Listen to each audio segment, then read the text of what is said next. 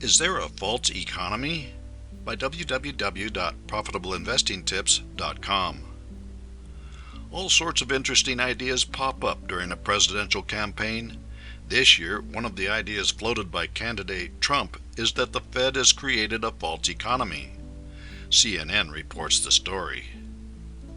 Now, Trump is blaming the Fed for creating a false economy with its emphasis on extremely low interest rates. They're keeping rates down because they don't want everything else to go down, the Republican presidential nominee told Reuters on Monday. Trump said the only thing that is strong is the artificial stock market. It's the latest example of Trump doubting the bull market in stocks and criticizing the Federal Reserve, an institution that tries hard to avoid being seen as having political motivations. We have a very false economy, Trump told Reuters. At some point, the rates are going to have to change. What the heck does this mean? And if there is a so-called false economy, how does that affect investing? The Washington Post weighs in on the issue with an article arguing that there is no false economy. Much of what Donald Trump says about the economy has little relationship to reality. For example, his oft-repeated claims that the nation's real unemployment rate is 40%, that 100 million people are looking for work, or that he's going to bring back all the jobs that have gone overseas are pure falsehoods.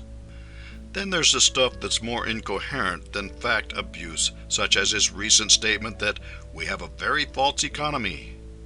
I think what he's saying here is that the real economy, gross domestic product, incomes, jobs, is pumped up by accommodative monetary policy, and that if the Fed pulled out the rug, that is, raised rates, which he apparently wants it to do, these variables would tank.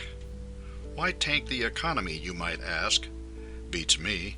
That goal makes about as much sense as Trump's repeated flip-flopping on this rate hike issue, which he was on the other side of in May after originally embracing his current position in November.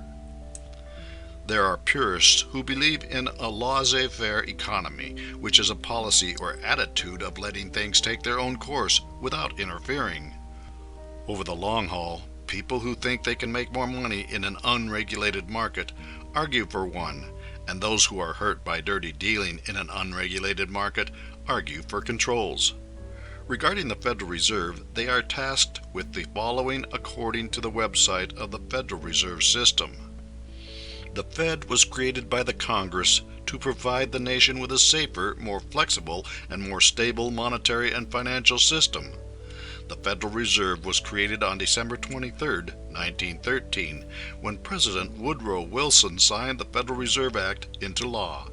Today, the Federal Reserve's responsibilities fall into four general areas: conducting the nation's monetary policy by influencing money and credit conditions in the economy in pursuit of full employment and stable prices; supervising and regulating banks and other important financial institutions to ensure the safety and soundness of the nation's banking and financial system and to protect the credit rights of consumers; maintaining the stability of the financial system and containing systemic risk that may arise in financial markets; providing certain financial services to the U.S. government, U.S. financial institutions, and foreign official institutions, and playing a major role in operating and overseeing the nation's payment systems.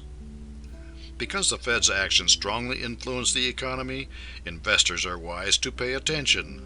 The Fed has been in existence for more than a century and gets credit for pulling the nation back from the brink of economic disaster after the Great Recession. This is the world that we investors live in, so calling the system false is typically incorrect and usually self-serving.